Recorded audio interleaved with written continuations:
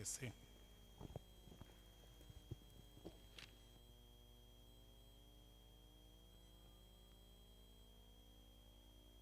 Mwiriwe.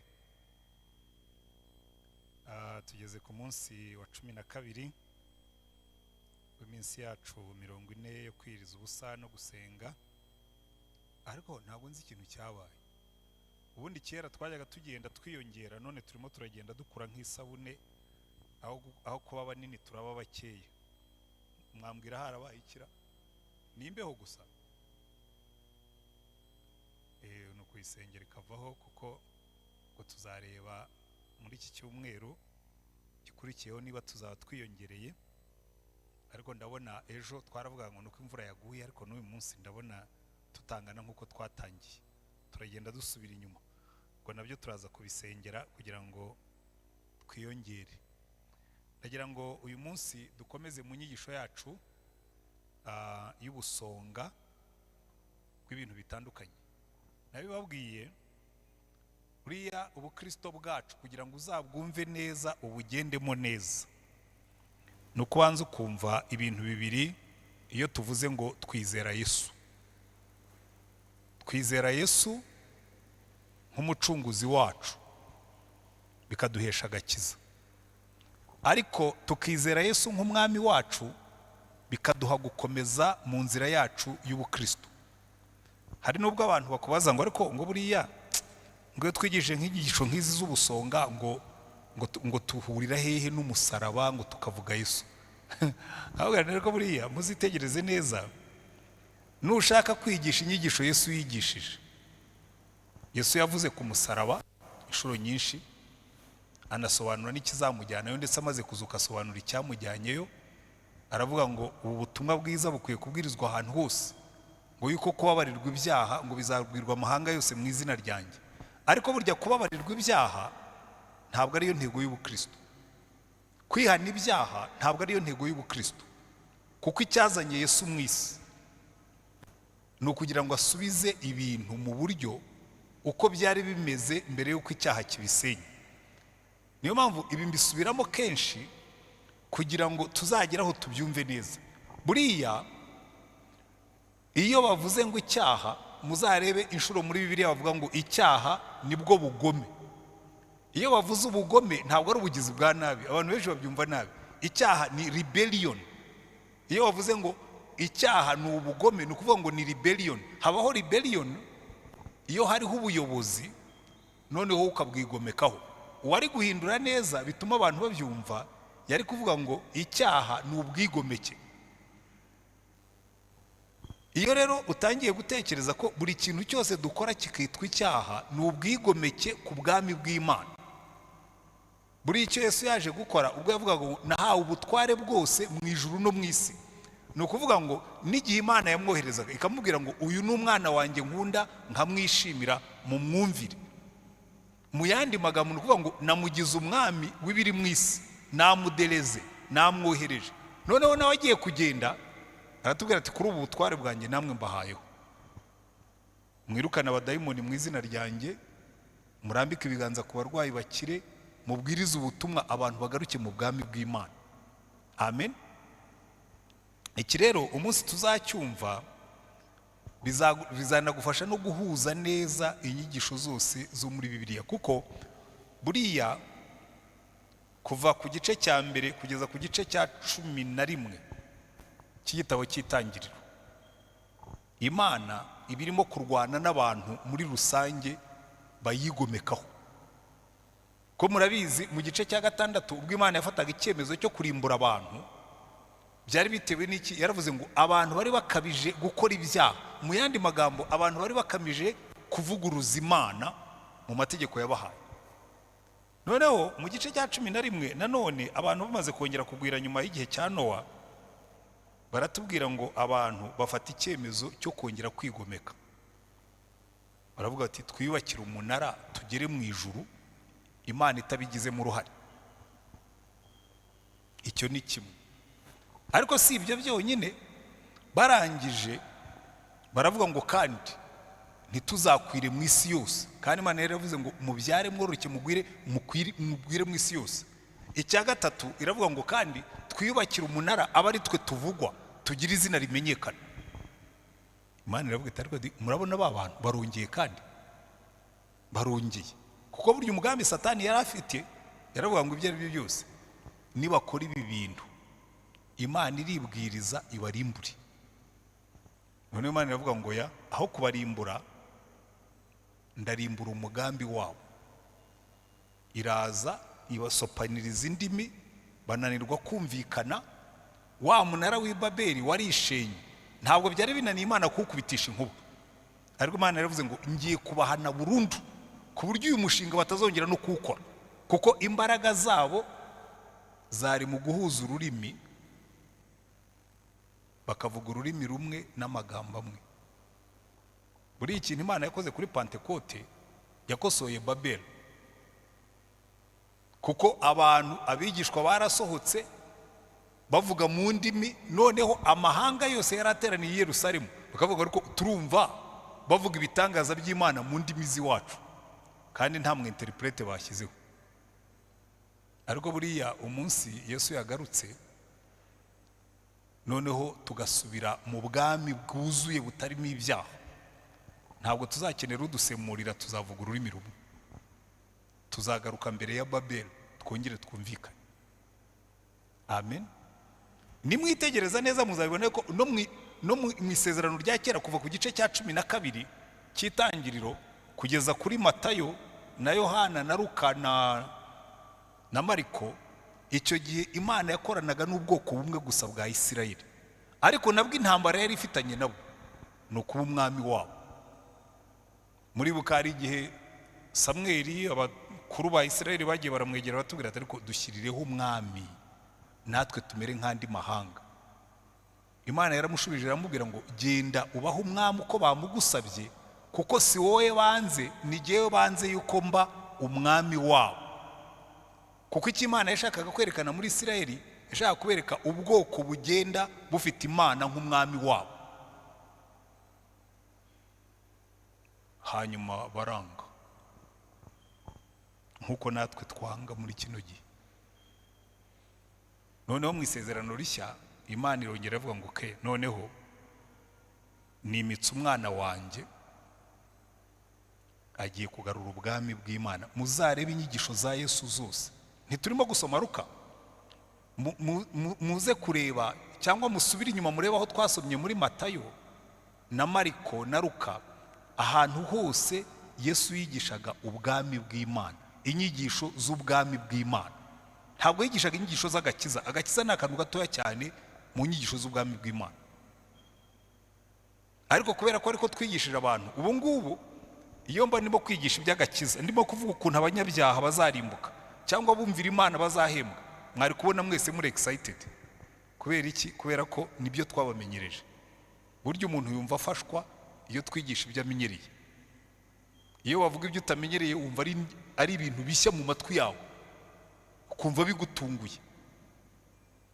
Ariko turimo turiga inyigisho z'ubusonga mu bwami bw'Imana. Uyu munsi turiga ubusonga bw'ikintu gikomeye cyane, ikintu cyitwa ubusonga bw'imiryango yacu.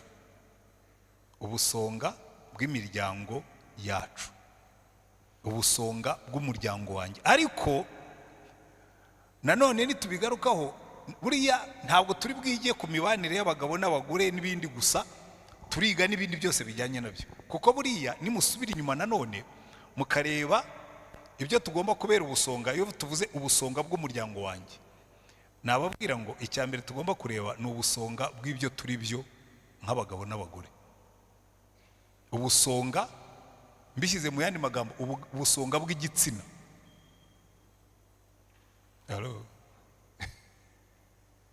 Kuko mbere Bibiliya itangira ivuga ngo mu ishusho y'Imana niko yabaremye, sibyo?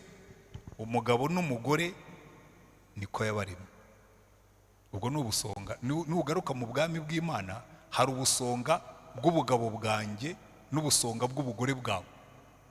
Kandi iyo vuze ngo igitsina, abantu benshi bahita bumva kariya gace k'umubiri kari hagati y'amaguru. No, guhera ku musatsi kugeza ku mano. Ubu ngubu mpumirije ukazana Rita na Damuru bicaye hano imbere, none ukabashyira hariya ukamfuka igitambaro mu maso, ukagenda ukavuga ngo imbere yawe hari abantu babiri, bakabakabe uhere ku mutwe ugeze ku maguru, utubwire. Nahita nkubwira ngo uyu ni umugore, uyu ni umugabo. Kubera iki? Kuva ku musatsi wawe kugeza ku mano, buri kantu kose k'umubiri wawe kagaragaza icyo uri cyo mu buryo bw'igitsina. Amen. Unababwiye ngo nibavuge, bakabumbura umunwa bakavuga, n'ijwi ryawe, yewe niyo yaba ari umugore ufite ikijwi nk'icy'abagabo, ntabwo kiba ari nk'icy'abagabo. Nuzumva umugabo ufite ijwi nk'iri ryanjye, kandi njyewe simfite ijwi risobanutse rya kigabo, rya rindi nyine wumva uvuga kabisa. Uretse ko abantu bajya bambwira ngo iyo wanyumva kuri radio ngo wumva ndi umugabo munini, nkababwira niba mwari muzi ko ubu ngubu icyo akora nabaye munini, dasigaye mfite ibiro 78, ubu nari mfite 66, ubu nariyongereye. Nubwo mutabibona ariko buriya ndi inzovu y'imirindi. Ibiro 78 sugira, urumva ntari kabutindi. Rero icyo ndimo kubabwira, ubusonga bw'igitsina, hanyuma turaza kureba ubusonga bw'imibanire yacu mu miryango, abagabo n'abagore, abana n'ababyeyi ndetse n'abakozi. Kuko iyo tuvuze urugo mu Rwanda, twebwe iyo uvuze ngo ubusonga bw'umuryango, ubusonga bw'urugo, ahenshi haba harimo n'abakozi. Amen. Kandi ibyo Bibiliya iteka ryose iyo ibivuga ubwo busonga, kuko iki ni mu cyumva neza nanone. Umva, biroroshye kuba umukristo mu rusengero, n'indi nkuru kuba umukristo mu gikari mu rugo, sibyo ra? Biroroshye kuba umukristo mu rusengero, n'iyindi nkuru kuba umukristo muri salo wicaye mu rugo. Hari n'abandi byoroha kuba abakristo mu rusengero n'abandi bose akaba umukristo, ariko no kuba umukristo mu cyumba aho muryamo, buriya ntabwo muzi ingo nyinshi, muzibona nizababona ngenda, kubona abantu bagenda gusa ukavuga ati ariko bariya abantu vurema, uriya mugabo n'uriya mugore it's so good, bameze neza, Imana ikakubwira ati buri wakwinjiza iwabo mu cyumba niho intambara zibera. Ni Ukraine y'uno munsi.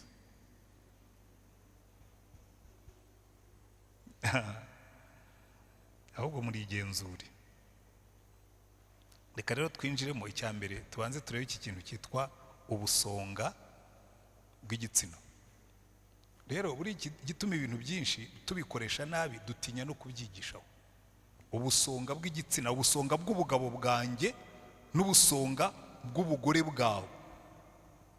Ikintu cya mbere batubwira ngo mu ishusho y'Imana niko yabaremye umugabo n'umugore. Ni ukuvuga ngo ubugabo n'ubugore niko yabaremye mu ishusho y'Imana, niko byari bimeze. Bivuga ngo ugomba kuba uwejejwe no muri iyo domene y'igitsina. Aha rero hari ingingo nyinshi tugiye kureba. Icya mbere kiva muri iyo statement, mu ishusho y'Imana niko yabaremye umugabo n'umugore, niko yabaremye. Nta busambanyi wemerewe, waba muto waba mukuru. Muzitegereze iteka ryose Imana ivuze ibintu bijyanye n'ubusambanyi ivuga ko ari ubugoryi. Hari amagambo Salomo yanditse, uyu munsi ndigisha nihuta kuko mfite ibintu byinshi byo gukavaringa. Salomo yaranditse mu Migani ibice 7 abuza abasore kujya mu ngeso mbi z'ubusambanyi. Arababwira ngo nitegereje mu baswa. Umva, tekereza ngo nitegereje, Imigani ibice 7 umurongo wa 6, ngo nari mpagaze ku tubambano tw'idirishya ry'inzu yanjye ndunguruka. Mbese ni nk'uwahagarara hariya ku idirishya wirebera hanze. Mpagarara ku idirishya ryanjye ndunguruka, nuko ndeba mu baswa,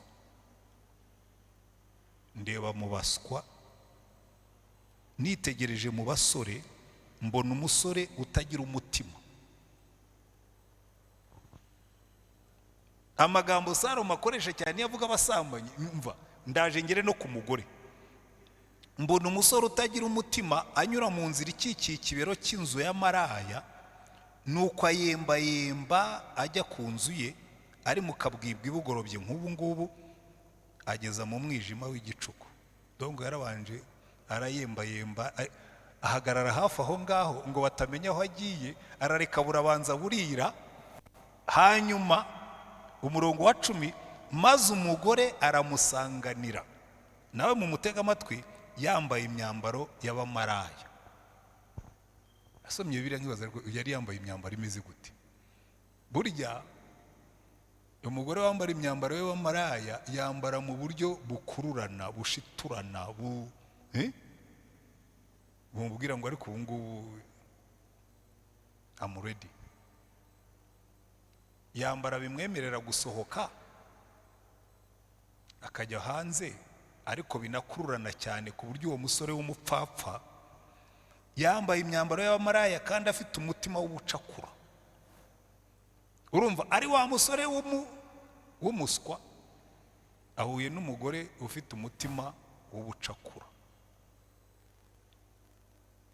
Ni umugore usamara kandi ntiyifata. Ibirenge bye ntibiregama mu nzu ye. Rimwe aba ari mu mayira, ubundi aba ari mu maguriro, kandi ategera mu mahuriro y'inzira yose. Muramubona? Umugore usamara, ibirenge bye bitaregama mu rugo, ariko ngo ufite umutima w'ubucakura. Numvise muri no minsi barababatije bambe babageze beza ngo nibashuga mami. Ariko menye we tadi na shuga mami. Ariko byenda gusa gutyo. Cyangwa ni Slay Queen. Kuko numva ukuntu iyi nkuru irangira sinshaka kuyitindaho cyane. Icyo amagambo nanashakagamo nariya akubwira ngo nitegereje mu basore babaswa, mbonamo umusore utagira umutima agenda agana mu nzu ya maraya. Kandi uyu mugore si n'umugore w'indaya isanzwe, ni umugore ufite umugabo. Kuko hepfo iyo ukomeje aravuga ngo uyu munsi reka nsome hepfo, reka mere wenda ku murongo wa 16 kugira ngo nihute. Ngo uburiri bwanjye nabushasheho ibidarafu byoroshye bidozweho amabara y'ubudodo bwo muri Egiputa. Uburiri bwanjye nawe minjagiyeho ibihumura neza, ishangi n'umusagavu na mudarasini. Ngwino dusoze urukundo rwacu tugeze mu gitondo, twinezeze mu by'urukundo, kuko umugabo wanjye atari muhira, yazindukiye mu ruzinduko rwa kure. Abambe yaburiya birambabaza cyane iyo umugore usamara, umugore usambana, Imana ikavuga ngo uyu mugore ngo ni umugore utagira umutima, n'umusore utagira umutima. Muhumirize mugerageze kubitekereza, murababona hano muri uyu mujyi. Aba bagabo n'aba basore n'aba bagore barahari, ariko Imana ikavuga ngo abakora ibyo ngibyo, naritegereje ngo ndeba mu basore, ngo ndeba mu baswa, nitegereje mu basore mbona umusore utagira umutima, arimo kugenda mu gico cy'umugore ufite umutima w'ubucakura. Ni incakura abagenzi. Umva iki gice naragisomye ndavuga ntumva Salomo cyandika uwari kumuzana gatura i Kigali. Yari kuvuga uzi ko ibi bintu yabyanditse haciyeho imyaka irenze ibihumbi hafi 4, ariko bisomye wagira ngo yabyanditse ejo. Noneho haje na telefone, umugore akandikirana n'umugabo utari uwe, akanumubwira ati rega umugabo wanjye ntahari. Hariho n'umubwira ati reka mbanze musinzirize untegereze ndaza kuza nkuje guhaha. Bakaba baragiye. Nigeze kubaza abantu, twari twagiye ahantu mu cyaro mbona irogi. Urari ubuntu bw'uburogi busigaye buba hirya iyo ngiyo mu nkengero z'umujyi hirya kure, ariko atari kure cyane. Ndabara gusa nk'iyi rogi iri aha ngaha ubibona abakiriya. Uwo twari kumwe arambwira ati ujya wibera mu by'ubupastori, ati izi ngizi nizo zifite abakiriya kuko zo zicaginga ku isaha. Zicaginga ku isaha. Uraza bakakubwira turamara iminota ingahe, uramara amasaha angahe, bagacaginga ku isaha. abagore b'imitima y'ubucakura n'abasore b'abapfapfa cyangwa n'abagabo b'abapfapfa bafite ingo. ariko umva icyo uko Salomo arangiza ngo umurongo wa 24, none rero bahungu banjye muntegera amatwi kandi mwitondera amagambo ava mu kanwa kanjye, ntukunde ko umutima wawe utanyukira mu nzira ze, ntukayobere mu migenzereze ye, kuko yagushije benshi akabakomeretsa. Ni ukuri abo yishe ni umutwe w'ingabo munini, inzu ye ni inzira igana ikuzimu, imanuka ijya mu buturo bw'urupfu. uzi ngo zahambwe muri iriya nzira? uzi amarira yaririwe muri iyi nzira? mubitekerezeho, kuko Imana iravuga ngo mu ishusho yayo niko yabaremye, umugabo n'umugore niko yamuremye ari abera. iyi ni imico Imana ivuga ngo iyo ngiyo mu busonga bwawe rinda umubiri wawe, kuko warimwe mu ishusho y'Imana uri uwera. buriya iyo Imana itubuza gusambana bishingiye muri iyo kamere ndemano yacu. turemwa ntabwo twaremewe gukora ibyo ngibyo, twaremwe turabera. abagabo n'abagore niko yaturemye, mu ishusho yayo niko yaturemye, ntabwo ari cyo twaremewe. mwambwiye ngo amen. ariko icya kabiri kiva muri ayo magambo, Imana iravuga ngo nta butinganyi bwabo bw'abagabo cyangwa abagore bwemewe. kuko mu busonga bwacu ukora ibyo ngibyo agakoresha umubiri we icyo utaremewe, aba ari mu bugande, aba ari mu bwigomeke. nkunda ukuntu Pawulo yabyanditse, yandikira Abaroma mu gice cya mbere, arababwira ngo mva rero mbabwire mwa Banyeroma mwe, kandi Roma habagayo batinganye n'abandi nk'abo ngabo. arababwira ngo igice cya mbere cy'Abaroma umurongo wa 26,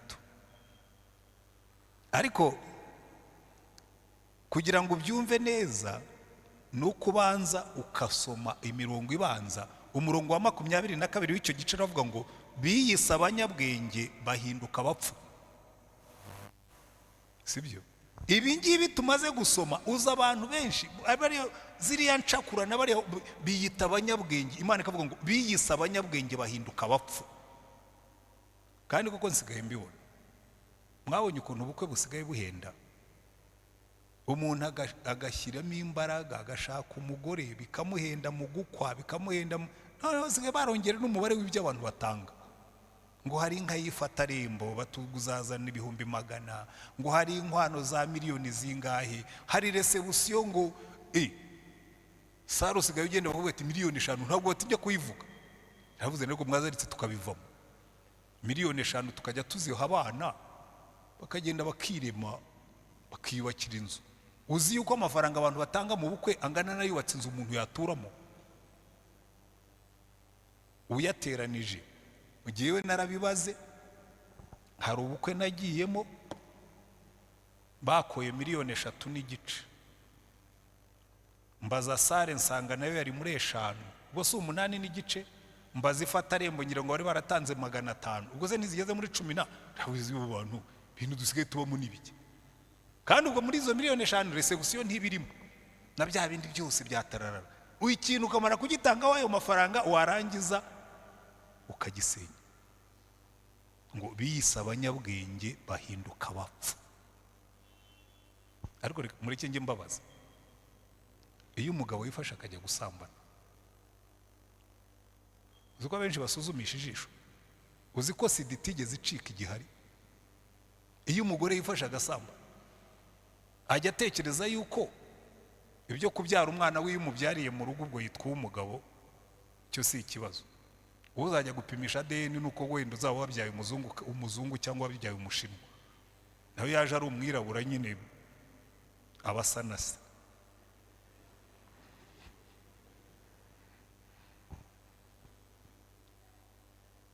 ariko se bajya batekereza yuko hari ibintu bigera kuri 3 nshaka kubwira abantu bose bajya mu busambanyi, cyane cyane mbere ku bagore.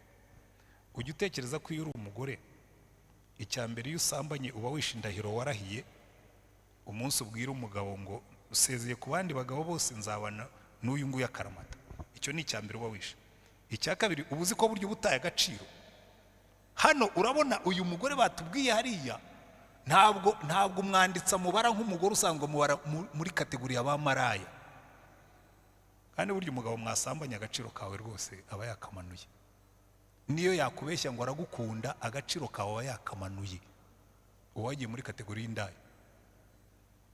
Ubishaka utabishaka, burya iyo yicaye mu bandi bagabo barabwira ati uriya nawe ni nk'abandi, agaciro kawe kaba katakaye. Icya gatatu, ujya utekereza ko ushobora gukuramo indwara. Icya kane, ujya utekereza ko Imana ikureba. Hari ibintu bine byagombye kubuza umugore wese gusambana n'umugabo, kuko ari umugore ari umugabo nuko bimeze. Cyakora abagabo twebwe ngo ntitujya tuba indaya, ariko tubazo neza umugabo usambana yitwa iki? Ni indaya. Ariko we ntabwo atagaciro nk'abagore, kuko niko abagabo babitekereje. Umugabo usambana wumva ari n'ishema ukabyakira, ariko bisenya urugo. Iyi Imana itubuza ibintu ikatubwira ngo mu bwami bwanjye ibi ntibikorwa, ni inyungu zacu, nitwe dufitemo inyungu. Muranyumva? Ariko Pawulo akandika avuga ngo biyise abanyabwenge bahinduka abapfu. Hanyuma ku murongo wa 26 akatubwira ngo nicyo gituma, kuko biyise abanyabwenge bagahinduka abapfu, nicyo gituma Imana ibarekera kurarikira ibyonona, ndetse bigeze ubwo abagore babo bakoresha imibiri yabo uburyo bunyuranye n'ubwo yaremewe. Aba noneho n'abatinganyi.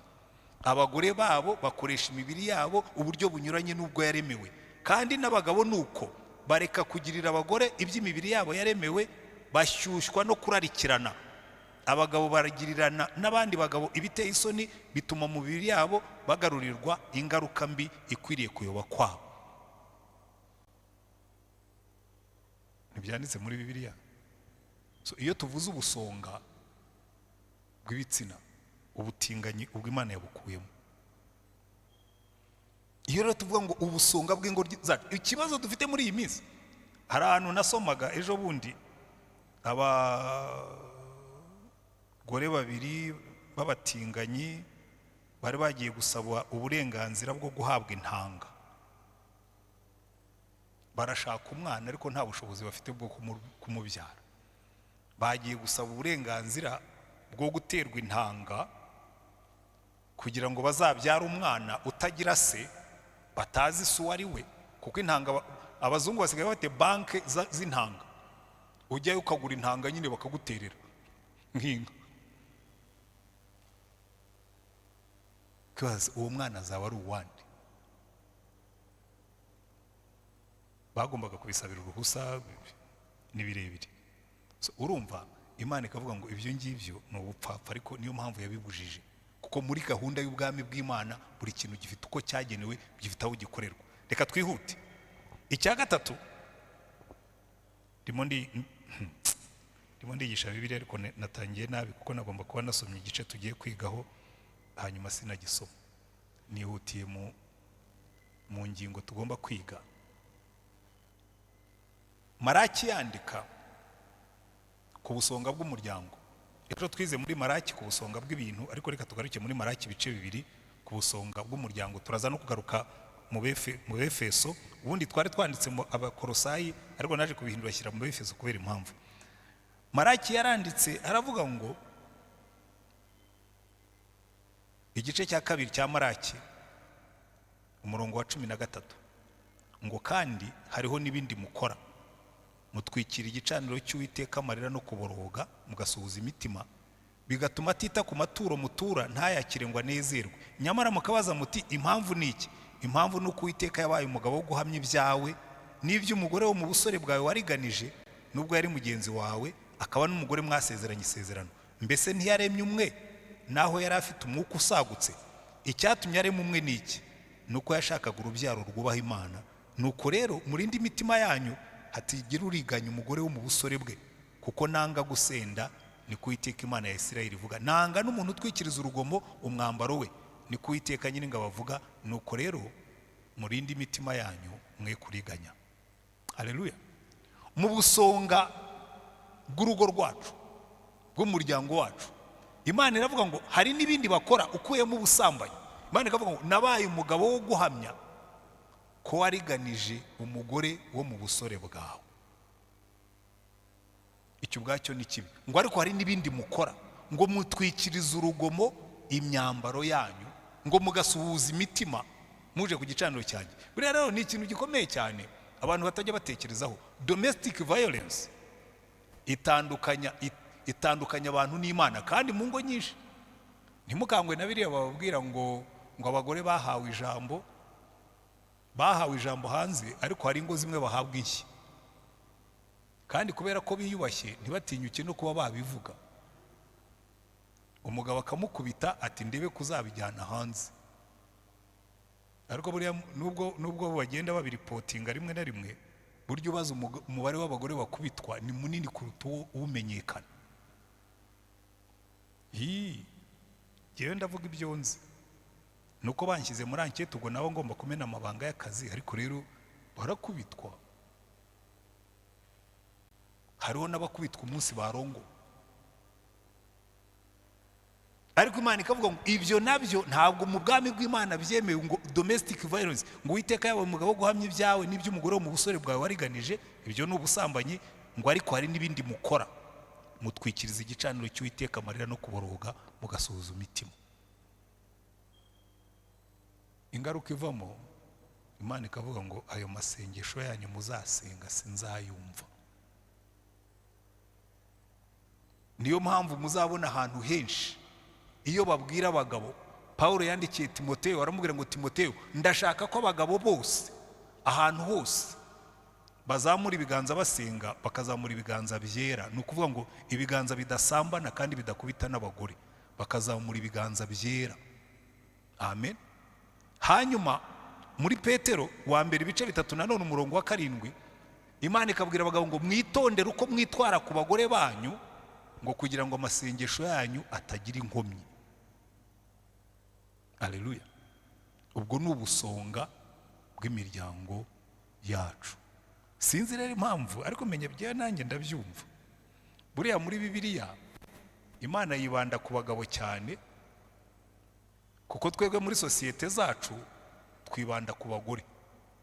Uzumva iyo ugiye mu giterane cy'abubatsi ngo babwira abagore ngo bagore ngo mugomba kwiyitaho, ngo mugasa neza, ngo mukubaha abagabo, ngo mukabacira bugufi, ngo mukagira mute. Ukagira ngo abagabo twebwe nta kimana dutegerejeho. Nusoma Bibiliya uzasanga mu bijyanye no kurinda umuryango uruhare runini ni urw'umugabo. Iby'Imana isaba umugabo muri Bibiliya ni byinshi kuruta iby'isaba umugore. Kubera iki? Akenshi nitwe dufata iya mbere, siko bimeze se?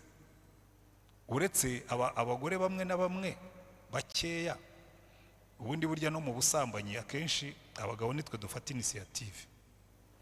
Nabonye n'ubu n'abagore ntabwo bacyoroshye, ariko nibo bake, abo nibo bake. Niyo mpamvu Imana yibanda ko na hano murebe muri Maraki nta hantu ivuga abagore, ivuga gusa ko bo basuhuza umutima bagasuka amarira, ariko ikabwira abagabo. Kubera iki? Umugabo mu bwami bw'Imana niwe uhawe leadership.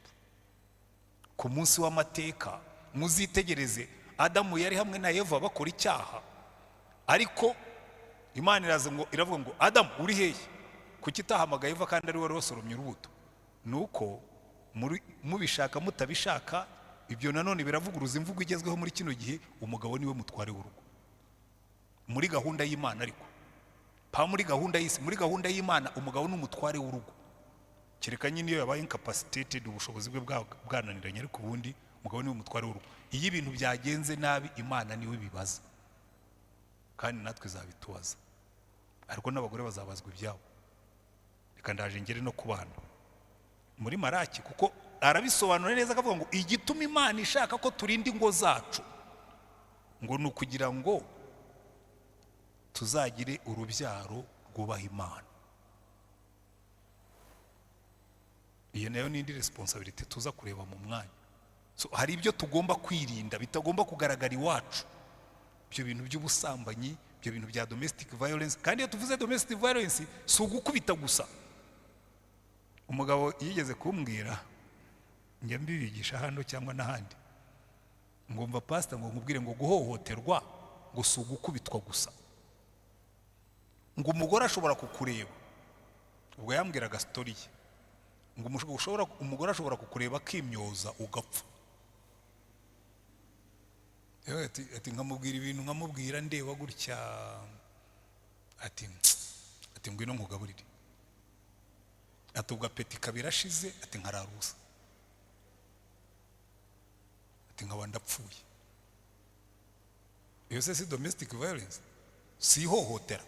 Ihohotera ricecetse ukabwira umuntu akureba ameze gutya nk'ikijindiri, yarangiza akazunguza umutwe ngo ntacyo ngwino nkugaburire. Ubwo umugabo nyine ubugabo bukanga karara atariye. Murabitekereza? Kandi bibaho. Imana ikavuga ngo ibyo ngibyo simbikunda. Ari abakubitana, ari abatukana, ari abimyoza, ibyo byose Imana ikavuga ngo byica ubusabane, bikica urugo. Icyatumye rero Imana ibikora ngo yifuzaga yuko tugira urubyaro rwubaha Imana. Niyo point ngezeho. Kubera yuko iteka ryose Imana yo ireba kure. Kandi muzitegereze muri kino gihe abantu ba mbere bahura n'ikibazo iyo mu rugo habaye ibibazo ni abana.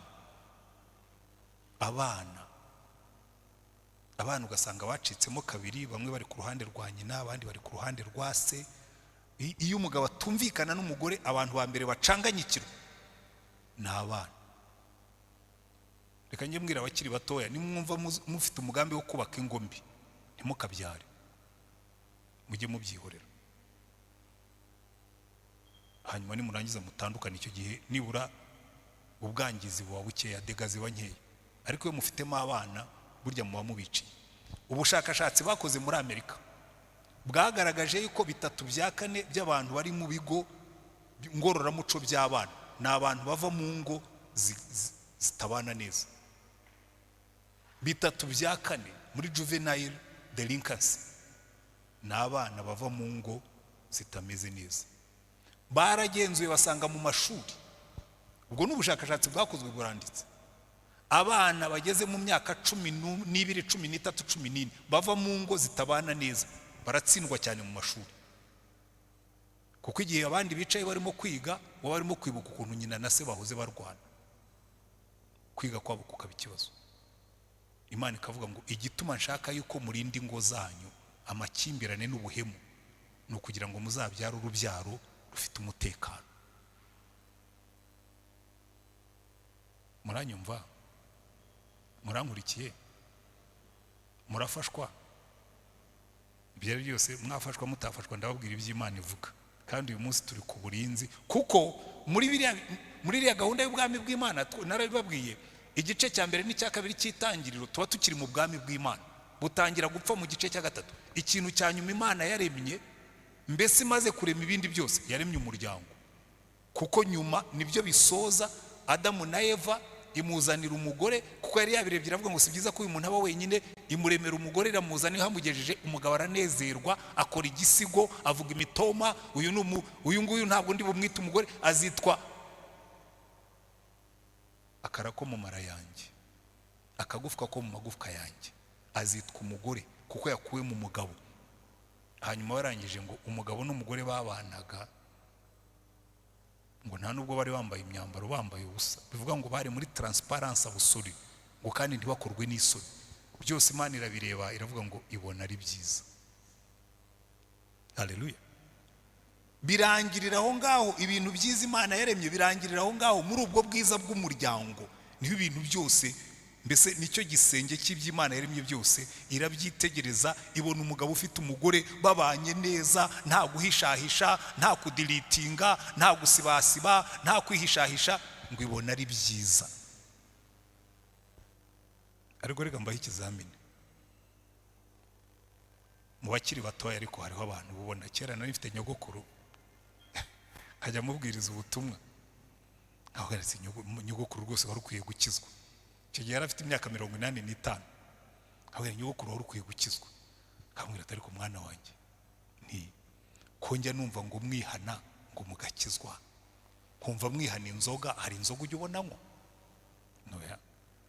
None se ko njya numva mwihana ngo muriba ngo abibye, use jewe nakwiba atize ko numva ngo bihana ngo gusamba natubugewe atukonga nuko nguko hari wansambanya. Niyo mpamvu ndimo kubabwira ngo reka mbwira abakiri batoye abafite telefone rwose itelefone yawe ukavuga ngo iyi telefone ndavuga ntabeshye nshobora kuyisiga, nshobora kuyiha umugore wanjye cyangwa umugabo wanjye anytime any day akareba ibyanditsemo byose ntacyo ngira mpishahisha. Uza abantu benshi, uza abantu bahishahisha muri uyu mujyi uko bangana ni benshi, kandi abagabo bamwe baribeshya ngo bazi guhisha ntibamenye yuko n'abagore bamenye ubwenge. Urabisiba sinzi ukuntu babikurayo, ihirwa zahiti zaraje bakabikurayo bakavuga ati biriya ngo wasibye, akabikurayo yarangiza akabyiyoherereza akabyiyoherereza. Hari abantu bafite alubumu z'amahano akabyiyoherereza, mwazajya kuburana akavuga ati se ibi byose si we wabyoherezaga kandi waribwiraga ko wabisibye, yarabikuye usinziriye cyangwa wagiye muri dushe. Imana ibafashe ako mujye mugenda mwibye, sibyo? Ubwo ndabwira abakiri bato uyu munsi mwashatse ntuzasibasibe. Niba hari ikintu udashobora kwereka umugore wawe ntukemere ko kijya muri telefone yawe. Niba hari ikintu udashobora kwereka umugabo wawe ntukemere ko umuntu akikwereza muri telefone yawe. Ujye ukimusubiza umubiri uti cyakora witonda uri muransuzugura. Alo, ergo ubwami bw'Imana tuvuga burakomeye kubera yuko biroroshye gukizwa. Umuntu akajya avuga Yesu ariko birakomeye kumwemera nk'umwami, ukajya ugenda nk'uko avuga mu bwami bwe. Ubu Kristo buri tafu bufite imbaraga bugendera mu bwami bwa Yesu. Ntabwo ari bya bindi bakubwira ngo twe dukizwa ku buntu, ngo dushobora gukora ibyo twishakiye. Ibyo ngibyo ni wongo, ni ikinyoma. Iyo umaze kwakira Yesu nk'umucunguzi wawe ugomba kwemera kugendana nawe nk'umwami wawe, ukumvira ibyo dusoma, ibi byose dusoma ukabigenderamo. Ni bangahe Yesu azashinja ku munsi w'amateka? Kuko niyo wadilitinga muri telefone umugore ntabibone, niyo wadilitinga muri telefone umugabo ntabibone, mu ijuru ntibisiba. Gusiba muri telefone, kubundabunda ukagenda wihishe ukabeshya ngo ugiye ku isoko kandi ugiye mu irogi, ntibisiba mu ijuru. Umugabo ashobora kutabimenya ariko mu ijuru barabizi.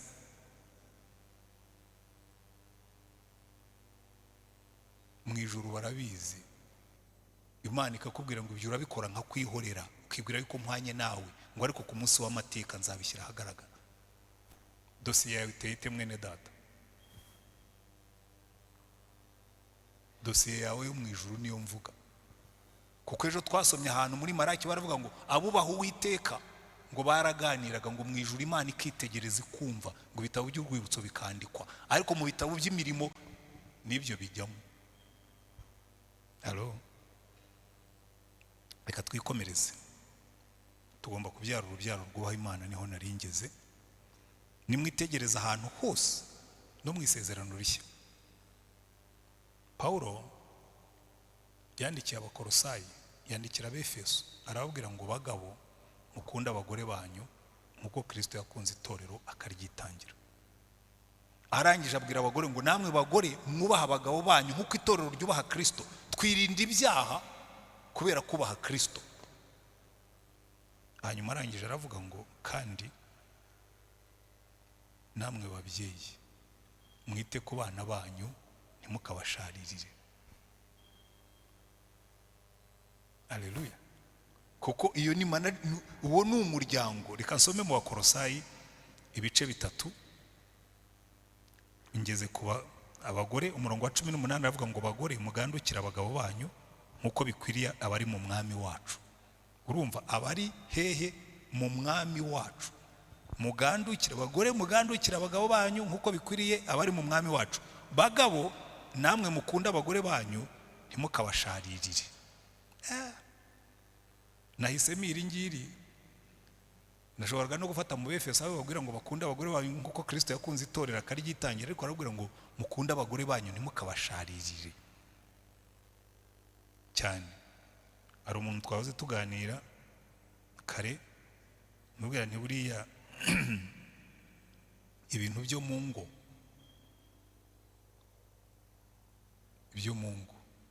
abagabo bafite responsibility yo kudasharirira abagore, kuko twebwe biratworohera gusharira. Umugabo biramworohera cyane kukambya gahanga akavuga nabi, uretse ko n'abagore atari shyashya. Iyo mvuze gutyo hari igihe abantu bambwira ati ariko pastor ko n'abagore n'abatari shyashya. Naje kubyitegereza nsanga ko atari shyashya kuko nabo hari igihe bimyoza. Ngwino mugaburire. Urera abagabo twebwe twicwa n'ubusa.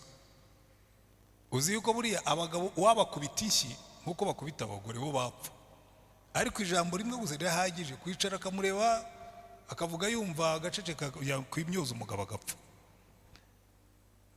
Bakabwira ngo bagabo mukunda abagore banyu, namwe bagore mwubaha abagabo banyu nk'abari mu mwami. Urumva ndabigarura muri ya principe y'ubwami, hari ibintu mwami ategeka abari mu ngo. Tugomba gukunda abagore bacu ntitubasharirire mu buryo bwose, nta buhemu, nta domestic violence. Abagore bakubaha abagabo babo, kuko icyakora iki ngicyo cyo kiranoroshye cyane. Umugore wubashye umugabo nta mukozi isoni. Njya mbibwira abantu, hari ubwoko butatu bw'abagore bwari kungora, najyaga nsaba Imana ngo izabandinde. Ubwoko butatu. Njya mbivuga kenshi iyo navuze kuri ibintu by'umuryango. Nkiri umusore natinyaga abo bagore Mana. Najyaga mbwira Imana umva uzandinde umugore w'umunyamahane. Umunyamahane uriya ntinya abanyamahane, uretse no mu bagore no ku bagabo ntinya abanyamahane, kuko yewe iyo umuntu azamuye amahane nanjye ndayazamura. Nta n'ikindi gituma nyanga, nuko iyo mbanye n'abanyamahoro singira amahane. Ariko iyo uzanye amahane, Mana y'isi n'ijuru, ari mu nda yose ahita azamuka, nayo nihannye sinzi aho ava. Atinyaga umugore w'umunyamahane, nkatinya umugore unywa inzoga. Umva niba harimo abarimo hano munywa inzoga, ubwo mwari kumbera igishakwe. Natinyaga umugore unywa inzoga, nkabona Imana uzandinde umugore unywa inzoga, ko nari nabonye abagore basinze. Wowe ngo dore umugore wa kanaka, baba we kumva bikojeje isoni.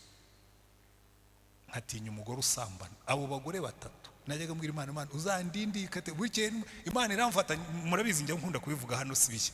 Imana yambwira ngo urinda usaba umugore mwiza, wowe uri mwiza. Ariko nari namaze gukizwa, ntangira gushakisha karite z'umugabo mwiza. Nuko izo nashatse nasanze ari nkewe, ubu ngubu niwe watangiye kubyumva, ntangiye kubana n'umugore. Ariko nibura hari ibyo ntakora. Kuko nanjye narabona nshaka n'abagabo batameze neza, navuga uyu sinzamuba, n'uyu sinzamuba, n'uyu sinzamuba. Kandi ibyo nanga nasanze n'abagore batabikunda. Ninde mugore ukunda umugabo w'umunyamahane? Ninde mugore ukunda umugabo usinda? Ninde mugore ukunda umugabo w'umusambanyi? Uko nabyangaga nasanze n'abagore nabo batabikunda, avuga ibi nanjye sinzabiba. Ibyo nzamusaba nanjye nzabanza mbimuhe. Kandi ibyo byo nshobora kurahira nkamanika ukuboko imbere y'Imana nkibwira ngo Mana urabizi ko ibyo ngibyo rwose ntabwo mbifite. Maze imyaka 32 n'umugore wanjye, nshobora kurahira nkabwira Imana umbere umugabo ko ntararambura iki kiganza, ntaranasohora no mu kanwa kanjye ijambo ngo mutuki. Dushobora guterana amagambo yo ngayo twese abantu barayagira, ariko niyo duteranya amagambo ntabwo abantu bashobora kumenya ko twayateranaga. Wagira ngo arimo arankosohora nanjye nkihagararaho. Ibyo by'abagabo bose twihagararaho, ariko murabizi igihe umugore agukosora ukamubwira ati ariko wewe ubwo urumva rye tukihagararaho. Ariko ibyo ngibyo ntabwo ndabeshyera. Abagore ntimwabyemeza ko twese twihagararaho, ariko tugakomeza tugakundana. Niyo maze kwihagararaho arakomeza akankunda nanjye nkamukunda, kuko namwe mwihagararaho, ariko mugakomeza mugakora n'ubushinjacyaha nyine ugashaka na preuve. Buriya abagore hari ikintu muzi, umugore iyo akubwiye ikintu arakubwira ati n'ejo bundi warabikoze, na buriya bundi warabikoze, hari n'ubundi wabikoze. None ibyo mbyita ubushinjacyaha. Ndababeshyeye abagabo muri mano muzambwire, abagore ikintu cy'ubushinjacyaha bari kuvamo aba prosecutors. Si umva niba hari kubaho bashinjacyaha bakomeye n'abadamu, kuko bazi bazi gutondeka dosiye, akakubwira igihe iki n'iki byagenze gutya, igihe iki n'iki byagenze gutya, ukamubwira utari kubyo nagira ngo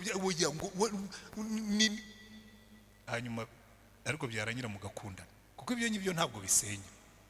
Ibyo gusa ni utuntu tw'utugeso tuba mu bagabo n'abagore, ariko ntabwo bisenya. So reka ndangirize ku bana, kuko nimumanuka mukajya aho ngaho mu Bakolosayi, barabwira ngo bana mwumvira ababyeyi banyu muri byose, kuko ibyo ari byo umwami ashima. Umwami, bana mwumvira ababyeyi. Abana buno munsi bari muri tuseme, vuge nabo bavuge, ariko Imana ikavuga ngo ya mu bwami bw'Imana abana bumvira ababyeyi, barabubaha. Ariko n'ababyeyi bagasubira inyuma bakavuga ngo namwe base ntimukarakaza abana banyu batazinukwa. Donc ntimugasharirira abana batazagera aho ngaho kumva kubumvira ntacyo bimaze. Reka ndangirize kuri iki kintu, kuko cyo ntidukunze kukigishaho. Ubusonga bwo mu rugo, bakabwira ngo mbata. Ahangaha rero abo bitaga imbata kera, abantu bakoraga mu rugo, imbata zakoraga mu rugo. Mwumvire bashoboje abo mu mubiri muri byose, ntimukabakorere bakibareba gusa ngo muse n'abanezeza abantu, ahubwo mubakorere mutaryarya mu mitima yanyu, mwubaha Imana. Ibyo mukora byose mubikore mubikuye ku mutima, nk'ukoresha shobuja mukuru. Ariko reka nsimbuke ngere hepfo, ukiranirwa aziturwa nk'uko yakiraniwe, kandi ntihariho kurobanura ku butoni. N'abakozi Imana yababwira ngo mujye mukorera bashobuja mutabagavura, mutabasuzugura. Ariko yarangiza akabwira na bashebuja, namwe bashebuja, Abakolosayi 4:1, bashebuja mugirire imbata zanyu bitunganye n'ibikwiriye, kuko muzi yuko namwe mufite shobuja uri mu ijuru. Muri principe z'ubwami bw'Imana twese tugomba gukundana. Umukozi ukamuha agaciro. Umva mbabwire abadamu, ntabwo ari kenshi abagabo bagangana n'abakozi, kuko aho ntabwo biri muri ministeri yacu.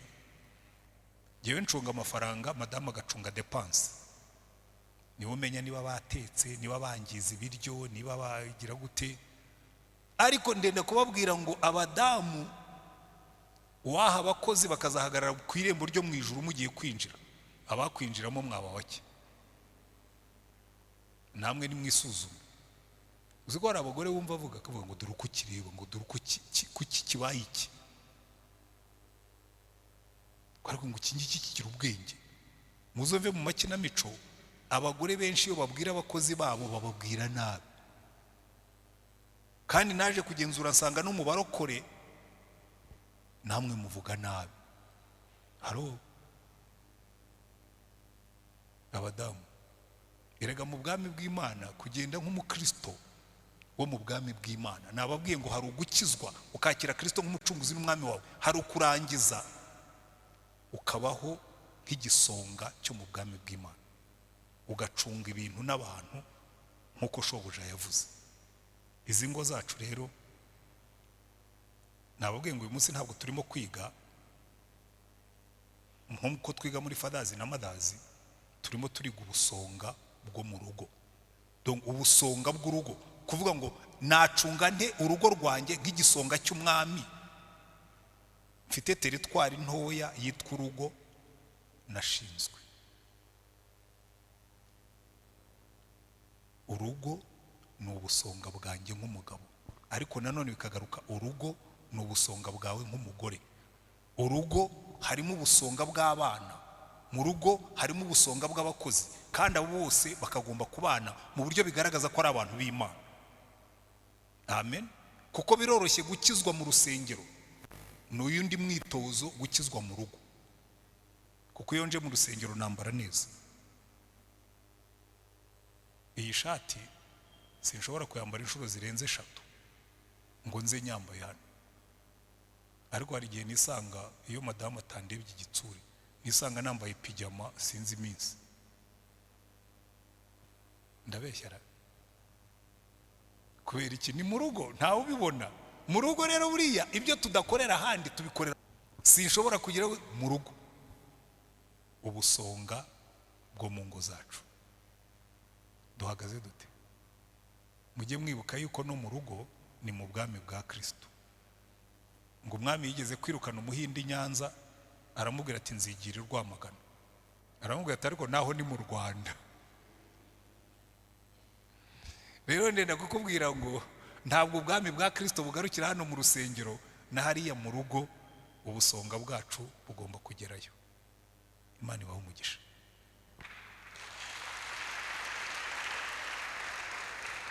Kandi uyu mugoroba buri muntu wese asubira inyuma biyitekerezeho, kuko kimwe mu bitugora ni kiriya twatangiriyeho, ubusonga bw'ubugabo bwanjye. Jyewe ngomba gutegeka ubugabo bwanjye, ntibugomba kuntegeka. Abagabo bumva bafite uburenganzira bwo kuvuga nabi, ntabwo ibyo tubifitiye uburenganzira. Mu muco wa kera abagabo bumvaga yuko bafite uburenganzira bwo gusambana, ntabwo tukibyemerewe. Mu bwami bwa Kristo ntabwo dutegekwa n'igitsina, twimenyereza ibiri muri Edeni byose tukabitegeka, harimo n'igitsina. Kandi n'abagore nuko niyo bakwima affection, arababwira ngo urumva ngo ntabwo yampaga affection ihagije, umva niyo ataguha na gakeya, ikimbuza gusambana ni ubusonga bwo mu bwami bw'Imana. Ntabwo ndeka gusambana kubera ko umugore wanjye ari mwiza, ntabwo ndeka gusambana kubera ko umugore wanjye anyitaho. Ikimbuza gusambana ni ubusonga bwo mu bwami bw'Imana. Hari ibyo ntakora kuko umwami wanjye ambwira ngo ntukabikore. Birimo birasobanuka, kuko abantu benshi bishakira impamvu, ariko mu bwami bw'Imana nta mpamvu zibaho zo gusuzugura shobuja. Kandi umunsi twabyumvise neza, ukamenya ko aho ujya hose shobuja kureba, tuzitwara neza, turi mu busonga bw'ubwami bw'Imana. Amen. Mana udufashe twumve icyo bivuga gutura mu bwami bwawe no kuba ibisonga. Dusenge. Ariko uyu mugoroba niba wumvise Imana ikwemeza ko hari ibyo ukwiriye guhindura mu busonga bwawe bwo mu rugo no kuri wowe, ubwira Imana ngo Mana, manitse ikiganza, ndihannye kandi hari ibyo ngiye guhindura. Turagushimye Mwami Mana yacu. Reka uyu mugoroba uvugane n'abantu bose bari muri ruteraniro, ndetse n'abarimo kudukurikirira kuri internet, kuri YouTube. Ubwire buri muntu wese uko umubona, ubwire buri muntu wese uko dosiye yo mu ijuru imeze. Abajyaga bariganya uyu mugoroba bafata icyemezo cyo kutazongera, abajyaga babeshya uyu munsi bafata icyemezo cyo kutazongera kubikora, abajyaga bayembayemba mu kabwibwe cyangwa ndetse no ku manywa bakajya aho bibwira ko batagaragara, bajye bibuka yuko mu bwami bwawe twese tugaragara mu maso yawe. Udufashe kubyumva, udufashe kubisobanukirwa, kuko bamwe bibwira ko bihishe, bamwe bibwira ko ntawe uzabimenya, ariko wowe byose ububizi, ukanatubwira ngo ibyo urabikora nka kwihorera, ngo ukibwira yuko mwanye nawe. Mwene data, turasenga kuri uyu mugoroba ngo niba wumvise ubu butumwa wihane. Mana, reka imbaraga z'umwuka wawe wera zimanuke, zihanisha abagabo, zihanisha abagore, zihanisha urubyiruko, zihanisha abasore, zihanisha abakobwa, zihanisha abakozi mu ngo, zihanishe na bashebuja na ba nyirabuja, zihanisha ababyeyi, zihanisha abana, kugira ngo dutunge ingo zo mu bwami bw'Imana, ingo uhabwamo icyubahiro ukazitangamo umugisha. Wumve gusenga dusenga kuri uyu mugoroba, ukomeze ukore umurimo wawe kugira ngo tuzarangize aya materaniro twarahembutse muri domene zose z'ubuzima, tugenda nk'abaturage bo mu bwami bw'ijuru. Ahasigaye izina ryawe ryubahwe, ubwami bwawe buze, ubwoko bwawe buhabwe umugisha. Mu izina rya Mwami wacu Yesu Kristo. Amen.